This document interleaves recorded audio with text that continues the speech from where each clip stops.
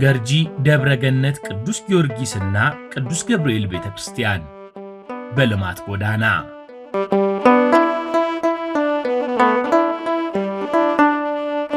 ቤተክርስቲያን በመጽሐፍ እንደተጻፈው ለታመመው ፈውስን የምታድል የጠፋውን ወደ ቀጥተኛው መንገድ የምትመራ ለኃጢአተኛውም የሕይወት መርከብ የሆነች የሰማይ ደጅ ናት። በዚህ በታላቁ መንፈሳዊ መርከብ ላይ ተሳፍሮ የኢትዮጵያ ጠባቂ ገበዚ ሆነው በሰማይቱ በቅዱስ ጊዮርጊስ ስም የተሰየመው የቦሌ ደብረገነት ቅዱስ ጊዮርጊስና ቅዱስ ገብርኤል ካቴድራል በ1969 ዓመተ ምህረት የድህነት ጉዞውን ጀመረ። በወቅቱ መንፈሳዊ አገልግሎት የሚያገኙት በየካ ደብረ ሳህል ቅዱስ ሚካኤል ቤተክርስቲያን በመሆኑ ለመንፈሳዊ አገልግሎትና ለቀብር ደብሩ ካለው ርቀት አንጻር የአካባቢው ነዋሪዎች ይህንን ደብር ለመመስረት ተሰባሰቡ። በዚህም ምክንያት የእግዚአብሔር ፈቃድ ሆኖ በ1969 ዓመተ ምህረት ከየካ ደብረ ሳህል ቅዱስ ሚካኤል ቤተክርስቲያን ታቦቱ መጥቶ የቦሌ ደብረገነት ቅዱስ ጊዮርጊስና ቅዱስ ገብርኤል ካቴድራል ተመሰረተ። ይህ ደብር ዛሬ ለብዙዎች መጠለያ፣ ለብዙዎች የንስሐ በር ሆኖ 49 ዓመታትን በክብር ዘልቋል። የቦሌ ገርጂ ደብረገነት ቅዱስ ጊዮርጊስና ቅዱስ ገብርኤል ካቴድራል የተመሰረተው በ1969 ዓመተ ምህረት ነው። መነሻውም የካ ደብረ ሳህል ቅዱስ ሚካኤል ነው። እንግዲህ በአካባቢው የነበረው ማህበረሰብ ማንኛውንም አገልግሎት ያገኝ የነበረው ከዚህ በርቀት ሄዶ የካ ደብረ ሳህል ቅዱስ ሚካኤልና በምዕራቡ አቅጣጫ ደግሞ ደብረ ጽጌ ቅዱስ ዑራኤል በምስራቅ አቅጣጫ አሰለፈች ቅድስት ማርያም እየሄደ ነበር አገልግሎት የሚያገኘው። የአካባቢው አስተዳደር አደር ከየካ ደብረ ሳህል ቅዱስ ሚካኤል ጋራ በመመካከርና በመነጋገር በዚህ ስፍራ የቅዱስ ጊዮርጊስ ታቦተ ሕግ እንዲገባ ተደርጓል። ከታቦቱ ጋራም ጥቂት ካህናት ተልከው መንፈሳዊ አገልግሎቱን ሲሰጡ እንግዲህ በየደረጃው እያደገ ዛሬ ያለበት ሁኔታ ላይ ደርሶ ይታያል።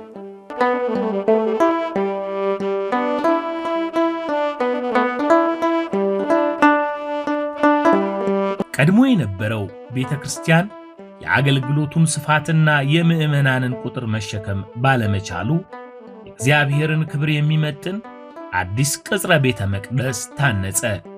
ይህ አሁን በግርማ ሞገስ የሚታየው ድንቅ ኪነ ሕንፃ የኢትዮጵያ ኦርቶዶክስ ተዋሕዶ ቤተክርስቲያን ሃይማኖት፣ ጥበብና ስልጣኔን የሚያንጸባርቅ የኪነ ጥበብ መፍለቂያ ሆኗል።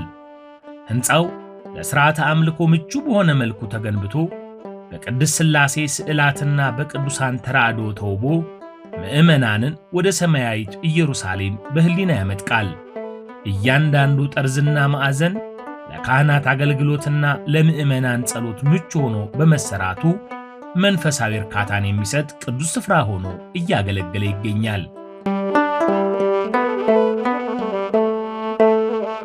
ደብር ወደ 1990ዎቹ አካባቢ ጀምሮ ተመስርቶ ወደ 2003 አካባቢ ነው የተመረቀው። ከዚያ በኋላ እኔ በአጋጣሚ ሆኖ ከመጀመሪያው ባዶ ሜዳ ሆኖ ቁፋሮ ከሚጀመርበት ጊዜ ጀምሮ ግንባታውን አውቀዋለሁ እና የዚህ አካባቢ ህብረተሰብ በከፍተኛ ደረጃ እየተረባረበ የሰራው ቤተክርስቲያን ነው። ቤተክርስቲያኑ በጣም እድለኛ የሆነ ቤተክርስቲያን ነበረ። አካባቢ በሙሉ ድንጋያማ ነው። ማዕድን ላይ ነው የተሰራው ማለት ይቻላል። መሰረቱ በጣም አስተማማኝ የሆነ የንጣፍ ድንጋይ ላይ የተመሰረተ ነው። ፋውንዴሽኑ የተሰራው ድንጋዩ ተጠርቦ ነው የተሰራው። ዙሪያውንም በአጋጣሚ ካባ መሆን የሚችል የነበረ አካባቢ ነውና እስካሁን ድረስ ልማቱ በአብዛኛው ራሱ ቤተክርስቲያን ነው። ዙሪያውን የተገነባው በድንጋይ ነው። ድንጋዩም ከዚሁ በወጣ በተጠረበ ድንጋይ ነው የተሰራው። የህብረተሰቡ ተሳትፎ ከነፃ አገልግሎት ከጉልበት አንስቶ በገንዘብ በማሽነሪ እና በቁሳቁስ በተለያየ አቅጣጫ ህብረተሰቡ ባዋጣው ገንዘብ የተመሰረተና የተገነባ ነው። አካባቢው በእምነቱ በጣም ጠንካራ የሆነ አካባቢ ነዋሪዎች ያሉበት ቦታ ስለሆነ እኔም የሰበካ ጉባኤ ምክትል ሰብሳቢ ሆኜ አገልግያለሁ። በዛን ጊዜ ህብረተሰቡ ጋር የነበረን ግንኙነት እጅግ በጣም ቆንጆ ነው። የነጋዴው ህብረተሰብ በአጠቃላይ ከፍተኛ አስተዋጽኦ የሚያደርግበት ደብር ነው። የእግዚአብሔር ፈቃድ ሆኖ ሰፋ ያለ ቦታ የያዘ ስለነበረ አካባቢውን ቦታውን በማከራየት ቦታውን በመያዝ ህጋዊ በማድረግ ከፍተኛ ጥረት ተደርጎ ይዞታው በአሁኑ ሰዓት የመቃብር ቦታ ከታች በኩል ያለውንም እንደዚህ እስከ ወንዙ ድረስ ያለውን ቦታ ሁሉ እና ዙሪያውን በካህናቶች መኖሪያ ቤት ራሳቸው እየገነቡ እየኖሩበት ለረጅም ጊዜ ሜዳ በነበረበት ጊዜ አስጠብቀው ንብረቱን ለዚህ ደረጃ ላይ አድርሰዋል።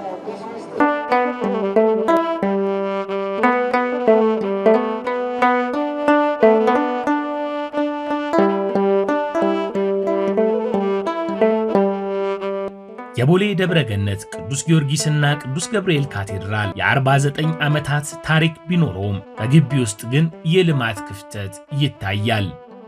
በዘርፉ በሰለጠኑ ባለሙያዎች የታገዘ ዘመናዊ መዋቅራዊ ፕላን በማዘጋጀት የደብሩን መንፈሳዊ፣ ማህበራዊና ኢኮኖሚያዊ ሁኔታዎች ያቆራኘ ሥራ ተጀምሯል። ይህ ማስተር ፕላን ካቴድራሉን ከዘመኑ ጋር እያስማማ የይዞታውን ታላቅነት ከልማት አስፈላጊነት ጋር አዛምዶ የታቀደ ታላቅ ንድፍ ነው። በዚህም መሰረት የቦሌ ደብረ ገነት ቅዱስ ጊዮርጊስና ቅዱስ ገብርኤል ካቴድራል ከትላንት የቆይታው ዘመን ወደ ነገው የተስፋ ዘመን በመሸጋገር ላይ ይገኛል።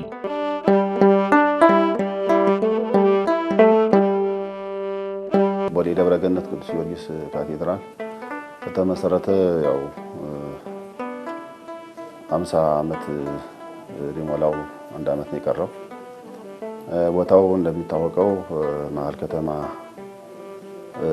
አየር መንገድ ቅርብ የሆነ ቦታ ነው። ነገር ግን ቦታው ለረጅም ጊዜ ብዙ ልማቶች ናፍቀውትና መሰራት ባለበት ቦታው ማደግ ባለበት ልክ አላደገም ነበር።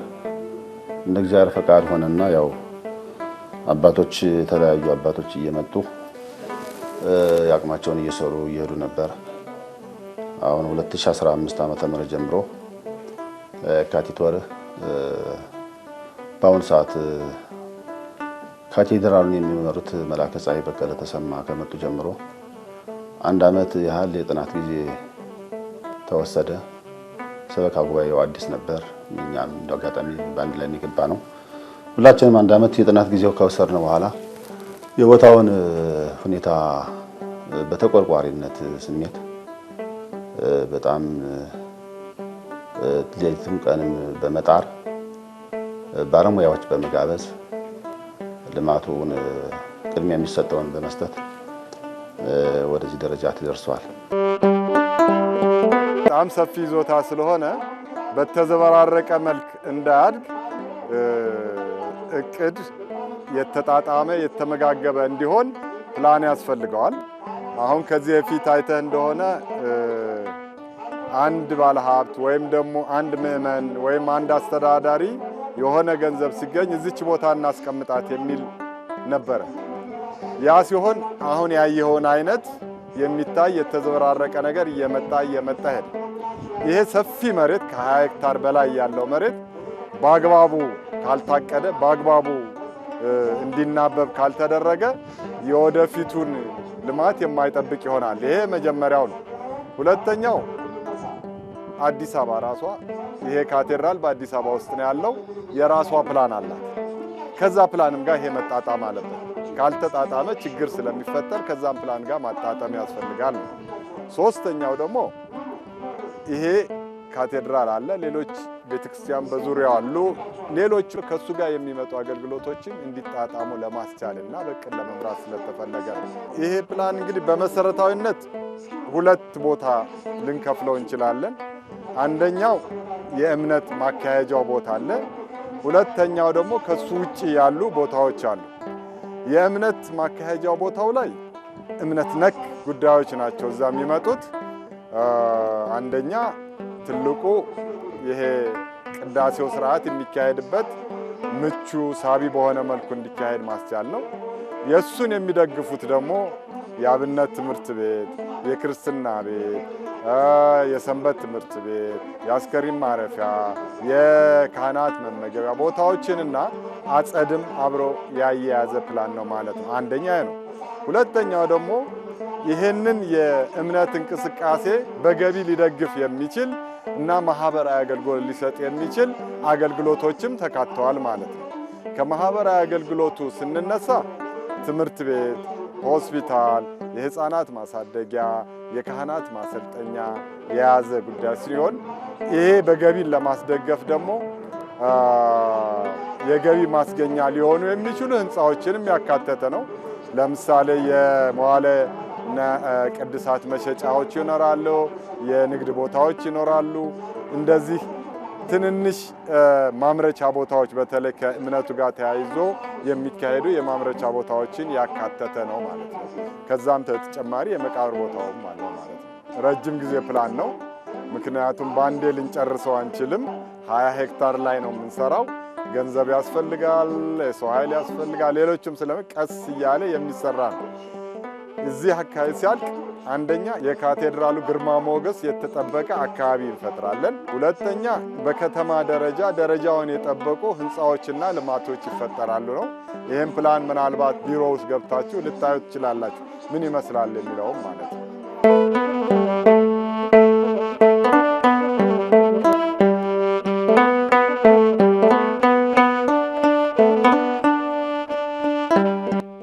ደብሩ ያለውን ሰፊ 20 ሄክታር የሚደርስ መሬት በአግባቡ ለመጠቀምና ቤተክርስቲያንን በምጣኔ ሀብት ራሷን እንድትችል ለማድረግ የመሬት አጠቃቀም ማስተር ፕላኑን ተግባራዊ እያደረገ ነው። በአሁኑ ወቅት ቅድሚያ የተሰጠው ተግባር ወደ ቅዱሱ ቤተክርስቲያን የሚያስገቡትን መንገዶች በስርዓት መገንባት ሲሆን ይህም ምዕመናን ያለምንም እንግልት ለሥርዓተ አምልኮ እንዲፋጠኑ ያግዛል። ይህ የመሠረተ ልማት ግንባታ ካቴድራሉን ወደ ተሟላ መንፈሳዊ ስፍራነት የሚቀይርና የአገልግሎቱን ቅልጥፍና የሚጨምር ታላቅ ስኬት ነው። ምቹ መንገዶችና ማራኪ የግቢ አቀማመጥ ለምዕመናን መንፈሳዊ ዕረፍትን የሚሰጡ በመሆናቸው በከፍተኛ ትጋት እየተሰራ ይገኛል።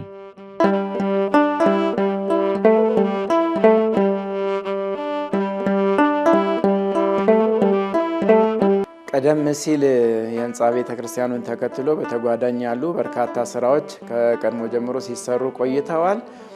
በአሁኑ ጊዜ ባስተዋወቅነውና ከዓመት በላይ ፈይቶ በተሰራው ማስተር ፕላን መሰረት የትግበራ ስራ ውስጥ ገብተናል። የመጀመሪያው ስራ የቤተ ክርስቲያኑን አጸደ ቤተ ክርስቲያኑን ዙሪያውን ለጸሎት ምቹ ማድረግና ምዕመናንና እግዚአብሔር በሚገባ የሚገናኙበት መንፈሳቸውን የሚያረጋጉበት የጸሎት ቦታነቱን የሚያመለክት የጸዳ ያማረ ስፍራ እንዲሆን ግቢውን የማስተካከልና መኪናዎችም የሚቆሙበት የተለየ ስፍራ፣ ምዕመናን የሚያስቀድሱበት የተለየ ስፍራ፣ ካህናት ከምዕመናን ልጆቻቸው ጋራ የሚመካከሩበት፣ ንስሐ የሚሰጡበት፣ ቀኖና የሚሰጡበት ስፍራን የማስተካከል ስራ ነው።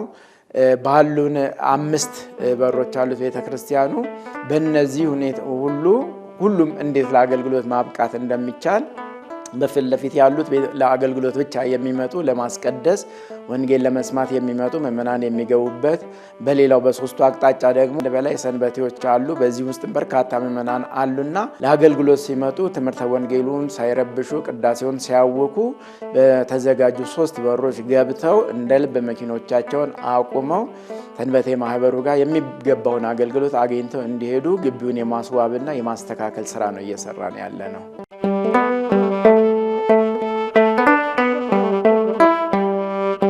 እየሰራን ያለ ነው። እዚህ ላይ የግቢ ውስጥ መንገድ ስራ ነው። የግቢ ውስጥ መንገድ ስራው ምን ያካትታል? በዋነኝነት የግፊት ከል ወይም ሪቴኒንግ ወል ስራዎችን ያካትታል። የድሬኔጅ መስመሮችን ያካትታል። የመንገድ መብራቶች ወይም ስትሪት ላይቶችን ያካትታል። በአጠቃላይ ወደ ግማሽ ኪሎ ሜትር የሚደርስ የመንገድ ስራ ነው እየሰራን ያለ ነው። ትላልቅ የላንድስኬፕ ስራዎችንም የሚያካትት ስራ ስለሆነ እንዳያችሁት በግራና በቀኝ ሪቴኒንግ ስራዎች ተሰርተዋል። በታች ያለው ወደ 228 ሜትር ኪዩብ የሚያክል ሰርተን ጨርሰናል። ማጠናቀቂያ ስራዎች ቢቀሩትም በላይም እንደዚሁ ወደ 230 አካባቢ የሚያክል የሪቴኒንግ ወል ስራ ሰርተን ጨርሰናል። የአፈር መከላከያ የሚሆን ማለት ነው። ያው ቦታው የላንድስኬፕ ሁኔታው ከፍና ዝቅ የሚል ነገር ስላለው እሱን ለማስተካከል በሚል ነው። አሁን ቀጣይ ዋናው ስራዎች ላይ ያተኮርን ያለነው የገረጋንቲ ሙሊት ላይ ነው።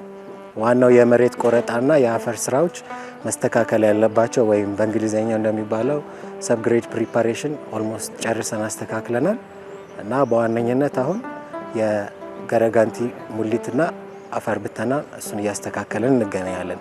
ቦታው እንደ ኮንስታንት ወይም የሆነ ሌቭል የሆነ መሬት አይደለም።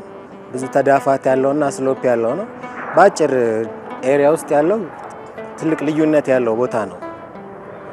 ከፍና ዝቅ ያለ ስለሆነ እሱን ለማስተካከል በሚል ያው ዋነኝነት የሪቴኒንግ ስራዎች ግድ እንዲሉን ሆኗል እና ያው ከግቢውም ከማስተር ፕላኑም ጋር በማስተካከል ትንሽ የላንድስኬፑን የማስተካከል እንትን ይፈልግ ነበረ።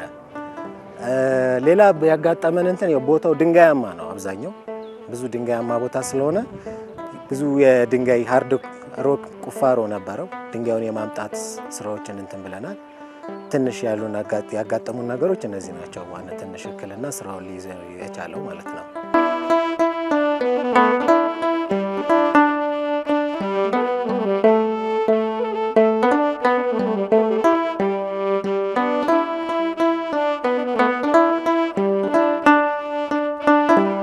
ጌታችን መድኃኒታችን ኢየሱስ ክርስቶስ የሚያምንብኝ ቢሞትም ሕያው ነው እንዳለ ክርስቲያኖች ለሥጋቸውም ክብር ሊሰጡ እንደሚገባ ቤተክርስቲያን ታስተምራለች። ቀድሞ በመካነ መቃብሩ አካባቢ ይታይ የነበረው የንጽህና ጉድለትና የተዘበራረቀ አቀማመጥ ዛሬ በታላቅ ጥበቃና አጥር ተቀይሯል። ቦታው ለሙታን ክብር በሚሰጥ ለሕያዋን ደግሞ ትዝታንና ጸሎትን በሚያጭር መልኩ ተስተካክሎ ለቤተ ክርስቲያን ሥርዓት ተገዢ እንዲሆን ሥራ ተጀምሯል። በቅጽረ ደብሩ የሚያርፉ አባቶችና እናቶች መቃብራቸው በክብር እንዲያዝ የደብሩ አስተዳደር መንፈሳዊ ኃላፊነቱን እየተወጣ ይገኛል።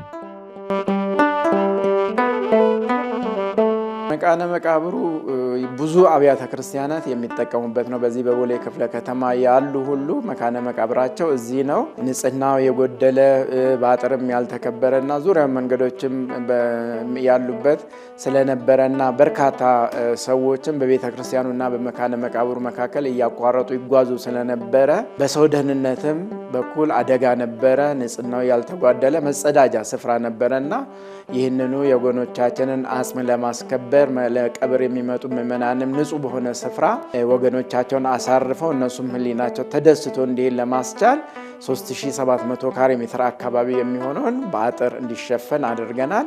በአሁኑ ሰዓት ለእርሱ ብቻ 6 ጥበቃዎችን መድበን ማማዎችን ሰርተን አጽድጠን በር አበጀተንለት በዚያ ብቻ ሰው እየገባ በቀብር ሰዓት እንዲገለገል እያደረገን ይገኛል።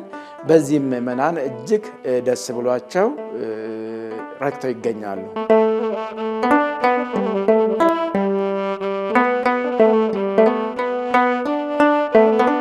የካቴድራሉ ይዞታዎች ከዝቅተኛ የክራይ ገቢ ወደ ተሻለ ኢኮኖሚያዊ አቅም ለማሳደግ በቆርቆሮ የተሰሩና ደረጃቸውን ያልጠበቁ መጋዘኖች በዘመናዊ ህንፃዎች እንዲተኩ እየተሰራ ነው።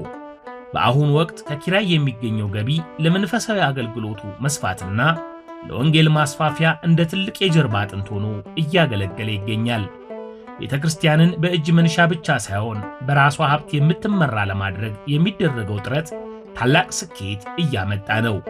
ይዞታውን በዘላቂነት ማልማት የነገዋን ቤተክርስቲያን በጠንካራ መሰረት ላይ ለመገንባት ዋስትና የሚሰጥ ተግባር ነው።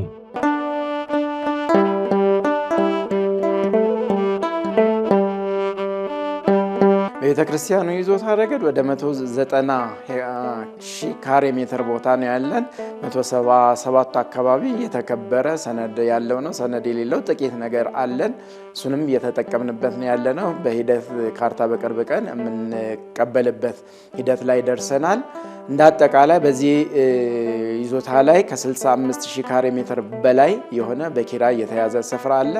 እንግዲህ ያው ተከራዮቹ ቦታውን በራሳቸው ወጪ መጋዘኖችን ሰርተው የተከራዩ ስለነበረ በዝቅተኛ ዋጋ ለረጅም ዘመን ነው የተከራዩት እና ይሄ አንዱ ለቤተክርስቲያኑ ተግዳሮት ሆኖ ያለ ጉዳይ ነው። በቀጣይም በእንደዚህ አይነት ነገር መቀጠል አይቻልም። መጋዘን እያከራየን ጥቂት ሱቆችን እያከራየን መኖር ስለማይቻል መሰረታዊ ለውጥ ባለው መልኩ ቤተክርስቲያን በተለይ ከሚጠበቅባት ምግባረ ሰናይ ስራ አኳያ ትምህርት ቤቶችን እና ማሰልጠኛዎችን የተለያዩ ገቢ ማስገኛ ህንጻዎችን በተሻለ መልኩ ሰርቶ ገቢን ማሳደግ እቅድ አለ። መንፈሳዊ አገልግሎቱን ማስቀጠል የምንችለው ሀብት ንብረት ሲኖረን ለአገልጋዩም በቂ ነገር መክፈል ስንችል ነው። አሁን ባለው የኪራይ ገቢ ካህናቱን እየመገብን በጥሩ ደሞዝ በሚባል በሀገሪቷ ደረጃ ባለው ሁኔታ ደሞዝ እየከፈልን በዛ አገልግሎት እየተሰጠ ይገኛል። ቀጣይ ግን በዚሁ መጋዘን በማከራየት ላለመቀጠል ነው ወስነን አሁን ወደ ትግበራ የገባ ነው። በቦሌ ደብረገነት ቅዱስ ጊዮርጊስና ቅዱስ ገብርኤል ካቴድራል የሚከናወኑ ታላላቅ ግንባታዎችና መዋቅራዊ ለውጦች ቤተክርስቲያን የልጆቿን ዕውቀትና ጥበብ በአግባቡ እየተጠቀመች እንደምትገኝ ማሳያ ነው። በምህንድስና በሰርቬይና በአርክቴክቸር ዘርፍ የተሰማሩ ምዕመናን ዕውቀታቸውን ለቤተክርስቲያን በነፃ በማበርከት ግንባታው የጥራትና የውበት መለኪያ እንዲሆን እያደረጉ ነው። ይህ ምዕመናንን ያሳተፈ የልማት ጉዞ ቤተክርስቲያን የምዕመናን ናት የሚለውን መርህ በተግባር እያሳየ ይገኛል። በእውቀታቸውና በሙያቸው የሚያገለግሉ ባለሙያዎች ለካቴድራሉ አዲስ መልክና ዘመናዊ አሰራር ለመስጠት እየጣሩ ነው። ግንባታዎቹ እየተከናወኑ ያሉት በጣም በተማሩና ልምድ ባላቸው መሐንዲሶች ናቸው። ይሄንም ደግሞ አርኪቴክቶች አሉ፣ የኮንስትራክሽን ባለሙያዎች አሉ፣ ኮንስትራክሽን ማኔጅመንት ባለሙያዎች አሉ፣ ሲቪል ኢንጂነሮች አሉ፣ ሰርቬየሮች አሉ። ሁሉም ሰው ከህብረተሰቡም ውስጥ ራሱ በዚህ ቦታ ላይ ጥሪ የቀረበለት ሰው ሁሉ እየመጣ የሚሳተፍበት ኮንስትራክሽን ነው። ኮንስትራክሽኑ አሁን አንዳንድ የፉካዎች ግንባታዎችም እየተካሄዱ ነው። እነዚህም ሽያጭ እየተደረገ ለዚሁ ግንባታ ስራ ለኮንስትራክሽኑ የሰንበቴ ትምህርት ቤቶችን፣ የካህናቶችን መኖሪያ፣ የሰንበቴ መሰብሰቢያ አዳራሾችን ሁሉ ማህበራቱ ያሉበት ቦታ ሁሉ እየተገነባ ነው። ይህም አሁን ማስተር ፕላን ተሰርቶለት ውብ በሆነ ሁኔታ መንገዶች ሁሉ ይሄው እየተሰራ መሆኑን እያያችሁ ነው። በሌላ በኩል ደግሞ ወደ ዋናው ከታች መሃል ለመሃል መንገዱን ወደ ከሁለቱ አቅጣጫ የሚመጣው መንገድ የሚያገናኝ ሰፊ መንገድ በከተማው አስተዳደር በኩል ማስተር ፕላን ተሰርቶለት ቀጣይ ግንባታ ስራ እንደሚሰራ ቃል ገብተውላቸዋል። በዚህ መልኩ የግቢው ቀስ በቀስ እየጸዳ በኮብልስቶን መንገድ እየተሰራ የምዕመናኑ የመማሪያ ቦታ አደባባዮች ሁሉ እየተሰራ በጥሩ ሁኔታ ላይ ይገኛል። የህብረተሰቡም ተሳትፎ እስካሁን ድረስ በሰፊው አለ። ወደፊትም ደግሞ በዚሁ እንዲቀጥልና የመጨረሻውን የግንባታ ስራ ለማየት ያበቃን ዘንድ እንመኛለን።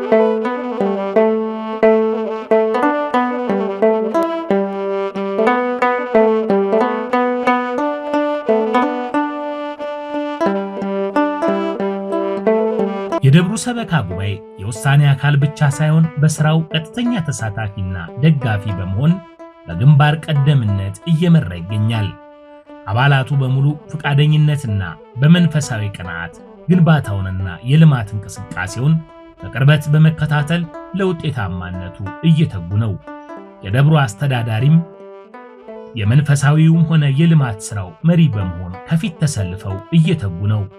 የሰበካ ጉባኤው ማህበረ ካህናትና የሰንበት ትምህርት ቤት ወጣቶች እንዲሁም ማህበረ ምዕመናን ቅንጅታዊ በሆነ መልኩ በደብር ውስጥ የሚታየውን ሰላምና እድገት እውን ለማድረግ ትልቅ ሚና ተጫውተዋል። በጉባኤው አማካኝነት የሚተላለፉ ውሳኔዎች ሁሉ የቤተ ክርስቲያንን ክብርና የምዕመናንን ጥቅም የሚያስጠብቁ ናቸው።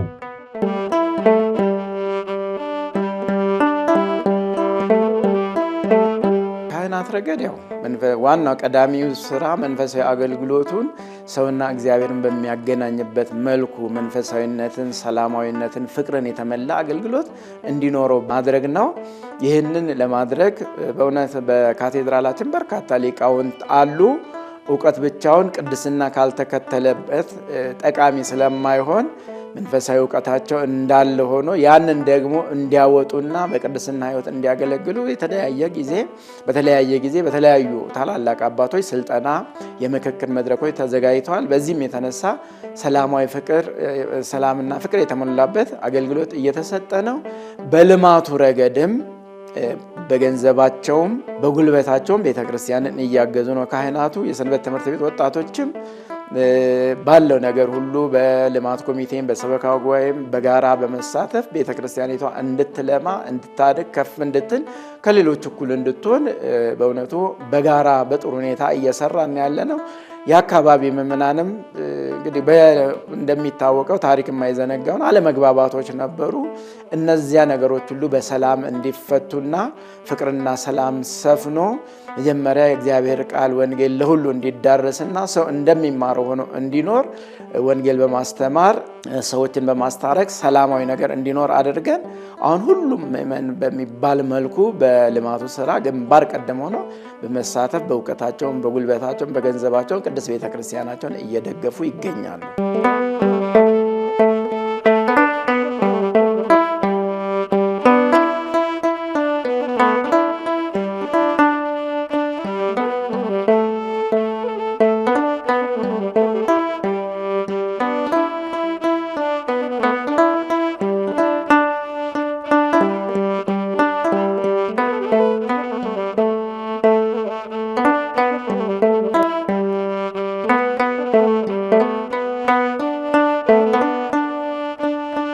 የሰበካ ጉባኤ ከመጣ ወደ 2 ዓመት ከ8 ወር አካባቢ ያስቆጥሯል።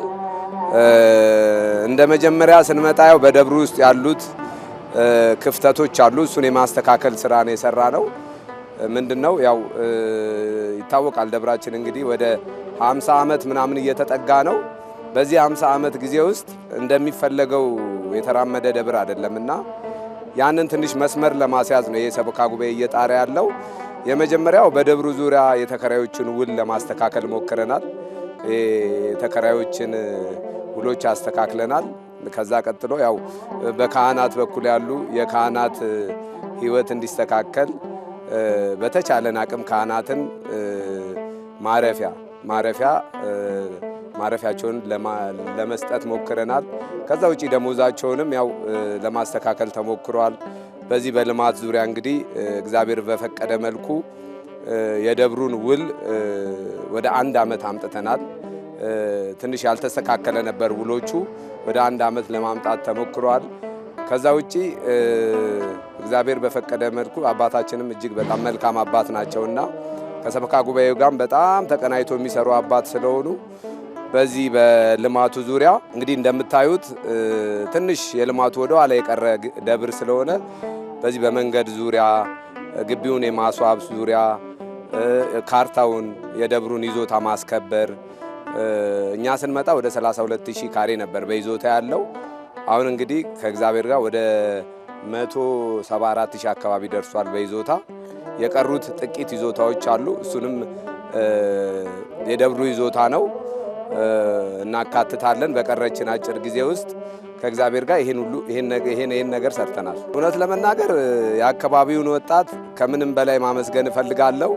ለምን ቢባል እኔም ከዛ ነው የተገኘሁት እና በማህበራት በአካባቢው ተደራጅተው እጅግ ደስ የሚል አገልግሎት ነው እያገለገሉ ያሉትና የአካባቢ ወጣት ሚና ቀላል የሚባል አይደለም። በደንብ ነው ደብሩን የሚያግዙት። በደንብ ነው ምን ጎደለ ብለው ቀርበው ይጠይቁናል። የአካባቢ ወጣት ሚና ቀላል አይደለም። ምዕመኑም እንደዚሁ አሁን ያለው ነገር ደስተኛ ነው፣ ይጠይቃል። እግዚአብሔር ይመስገን ጥሩ ነው እንቅስቃሴው።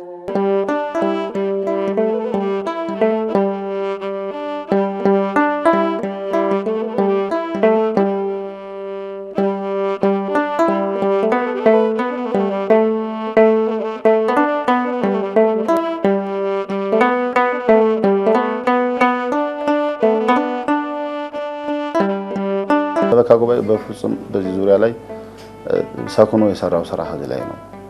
1 ዓመት ሙሉ የሰራው ስራ ይሄ ነው። ሰላሙን ለመፍጠር ሞከርን። ሁሉም ፈላጊው ልማት ላይ ስለነበረ ወደዛ ሲገባ የነበረው ሰጣ ገባ የነበረው ጭቅጭቅ በዛ መልኩ እንዲጠፋ ሆኗል። አሁን ያለው መናበብ ብቻ ነው፣ በአይን ጥቅሻ ነው። ማመልከቻዎችን መጥተው መዋል ማደር አይችሉም። የሚጠየቁም ጥያቄ በአግባቡ ነው፣ ጥያቄውም ደግሞ ወዲያው መልስ ያገኛል። በዛ መልኩ ስለሆነ ጥሩ የሆነ ሰላም ያለበት ቦታ ነው በአሁኑ ሰዓት። እግዚአብሔር መጨረሻውን ያበጀው እንጂ በእውነት በካህናቱም ዘንድ ፍቅር ነው ያለው። አገልግሎት ብቻ ያገለግላሉ። ሲጦራቸው አቤት ይላሉ፣ ሲልካቸው ወዴት ይላሉ። እንዲሁ በፍቅር ነው የሚገለገለው ቦታው። ስብከተ ወንጌሉም በዛው ልክ ነው። ሰንበት ተማሪዎችም በጣም ብዙ ደብረ ዙሪያ አይቻለሁ። በጣም ጨዋዎች ሰንበት ትምህርት ቤት ያሉበት ደብር ነው።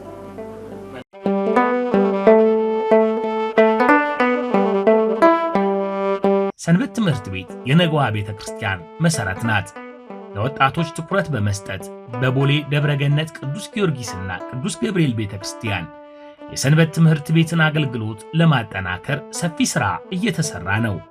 ወደፊት ለሰንበት ትምህርት ቤቱ አገልግሎት የሚውል የተለየ የህንፃ ቦታ ተዘጋጅቷል።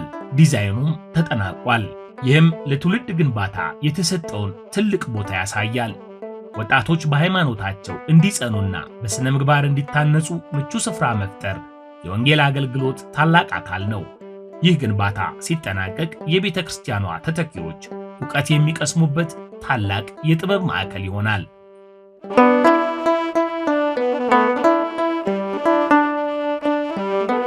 የሰንበት ትምህርት ቤት እንቅስቃሴ አሁን ላይ ጥሩ የሚባል እንቅስቃሴ እያደረግን እንገኛለን።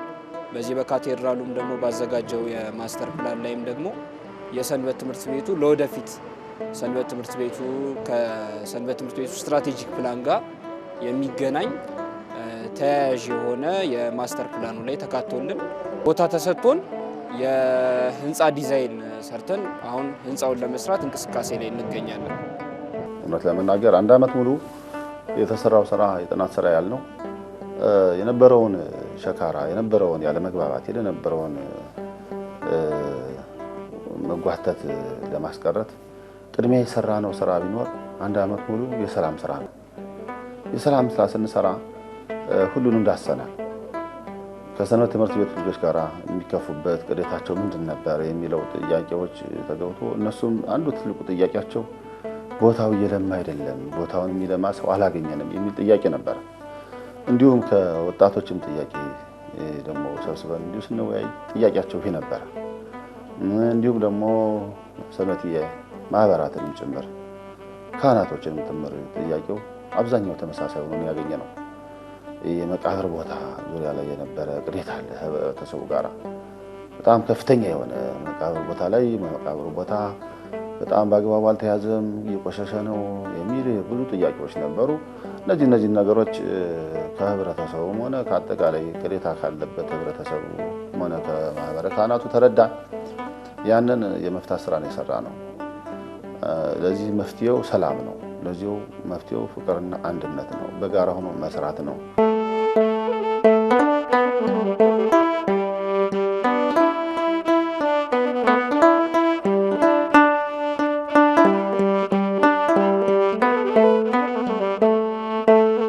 የካቴድራሉ ቀጣይ ትልቅ ራዕይ በአሁኑ ወቅት በምስራቅ አቅጣጫ ግንባታው እየተከናወነ ያለው ታላቅ ህንፃን ማጠናቀቅ ነው። ይህ ህንፃ የስብከተ ወንጌል አዳራሽ፣ የቤተ ክርስቲያን ቅርሶች የሚጠብቅ ሙዚየም፣ ዘመናዊ ፉካና የግብር ቤትን በአንድ ላይ አቅፎ የያዘ ትልቅ ፕሮጀክት ነው። ግንባታው ሲጠናቀቅ ካቴድራሉ መንፈሳዊና ማህበራዊ አገልግሎቶችን በአንድ ማዕከል ለማቅረብ የሚችልበት አቅም ይፈጥራል። ይህ ህንፃ ደብሩን ወደፊት ታላቅና ብሩህ የሆነውን ጉዞን የሚያበስር የልማት ምልክት ነው።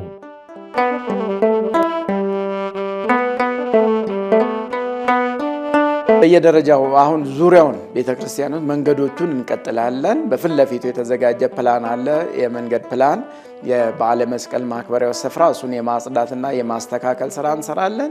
በማያያዝ የተጀመረ ህንፃ አለ በምስራቁ አቅጣጫ።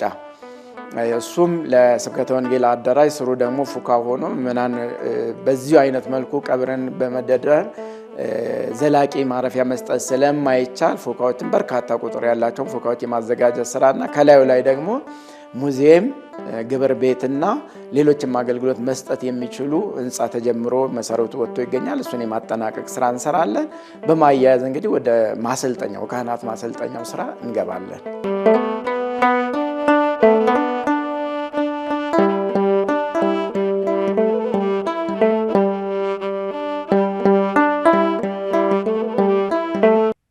በቦሌ ደብረ ገነት ቅዱስ ጊዮርጊስና ቅዱስ ገብርኤል ቤተክርስቲያን የደብሩ መንፈሳዊ አገልግሎት በከፍተኛ ጥንካሬ እየተሰጠ ይገኛል። በየዕለቱ ከሚሰጠው የሰርክ ጉባኤ በተጨማሪ በየሳምንቱ ሐሙስ የሚካሄደው የሐዲስ ኪዳን ተከታታይ ትምህርት የምዕመናን ልብ በእውቀት እያረሰ ነው። ከዚህም ባለፈ በደብሩ ወንዝ ዳር የሚገኘውና በቅዱሳን ስም የሚጠራው የፈውስ ጠበል ለሕሙማን ተስፋና ጤናን እየሰጠ ይገኛል። ምንም እንኳን የወንዙ ሙላትና የእንጨት ድልድዮችን በጎርፍ በመወሰድ ፈተና እየሆነ ቢሆንም የእግዚአብሔር ኃይል በጠበሉ አማካኝነት ድንቅ ተአምራትን እያደረገ ነው።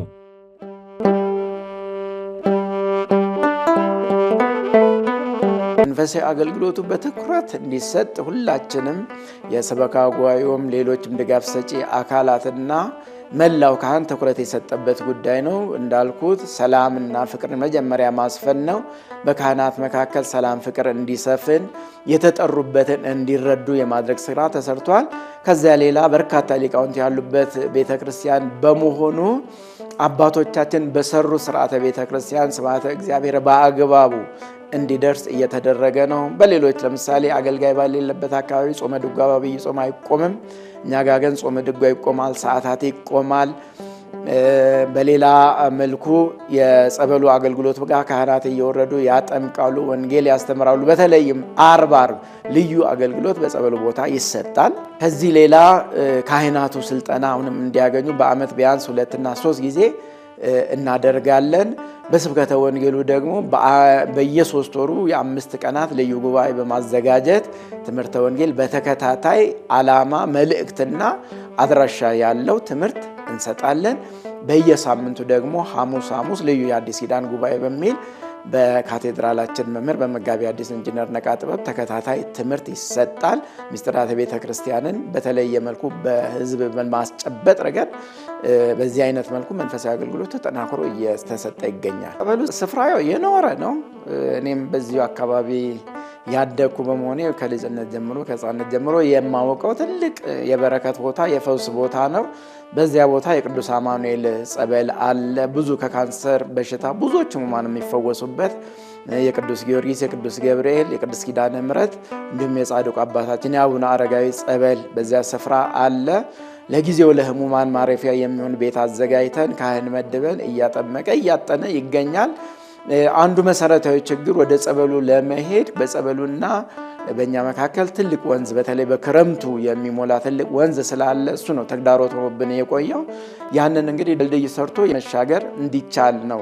አሁን በበጋው የእንጨት ድልድዮችን እየሰራን በየጊዜው በየዓመቱ ውሃ እየወሰደብን ተቸግረን ነው ያለነውና ያንን በኮንክሪት ለመቀየርና የጸበሉን ቦታ የተሻለ ለማድረግ እቅድ አለን። ይህም ብቻ አይደለም። ከዛሬ 35 ዓመት በፊት ግንቦት 28 የቅዱስ አማኑኤል ታቦት እየወረደ ቦታውን ባርኮ ይመጣ ነበረ። በኋላ ጊዜ እንግዲህ ከመንገድም ርቀት ስፍራም ካለመመቻቸት ይሄ ተቋርጧል። በስፍራው ታቦተ አማኑኤል እንዲገባና በወር 1 ጊዜም እንዲቀደስ ጭምር በሰበካ ጉባኤ እቅድ አለ።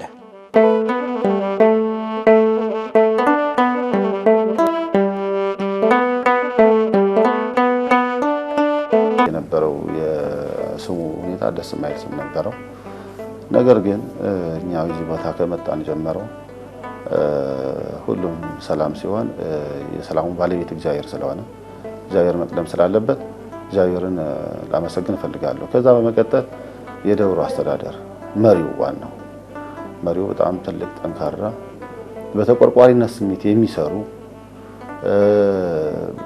ቀና ልብ ያላቸው ሩሩ አዛኝ ለሰው ክብር የሚጨነቁ ትንሹንም ትልቁንም በልዩ ሁኔታ የሚያዩ የሥራ ባልደረቦቻቸው ከስር የሚመሯቸው አንዱ ወደዛ አንዱ ወደዚህ ቆጥንጓ ሁሉንም አቻችለው የሚመሩ አባት ናቸው። እሳቸው ላመሰግን እፈልጋለሁ።